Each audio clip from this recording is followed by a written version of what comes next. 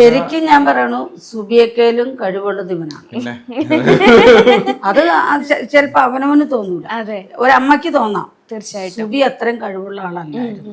എന്നിട്ട് സുബി ഇത്രയും രക്ഷപ്പെട്ടു. സുബിയേക്കാളും കഴിവുള്ളത് ഞാൻ ഡബിങ് എന്ത് വേണമെങ്കിലും ചെയ്യും.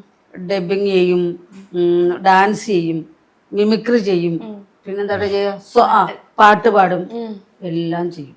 എല്ലാം ചെയ്യും. വീടിനുള്ളിൽ മാത്രം ഇല്ലെന്ന്. വീടിന്റെ ഉള്ളിൽ ഇപ്പൊ ഇല്ല. ഇപ്പൊ ഈ മൊബൈൽ വന്ന് ഇങ്ങനെ തോണ്ടി തുടങ്ങിയ പിന്നെ ശേഷം വീട്ടില് സൈലന്റാ. എന്താ കേൾക്കുന്നത്? ഞാനങ്ങനെ ഷോസ് ഒക്കെ ചേച്ചിയുടെ ഒപ്പം പോയിട്ടുള്ള ഒരു എക്സ്പീരിയൻസ് ആണ് എനിക്ക്.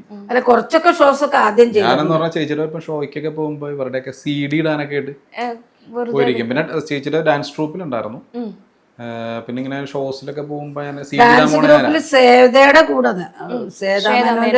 കൂടെ നിന്ന് ഡാൻസ് കളിച്ച് ഇപ്പോഴും ഇരിപ്പുണ്ട്, ഇവിടെ ഇരിപ്പുണ്ട്. സേതാമേനോന്റെ കൂടെ നിന്ന് ഡാൻസ് കളിച്ച ആളാണ്. അപ്പൊ കഴിവില്ലായ്മയല്ല, ഡാൻസ് ഒക്കെ ചേച്ചിയുടെ ട്രൂപ്പിൽ തന്നെ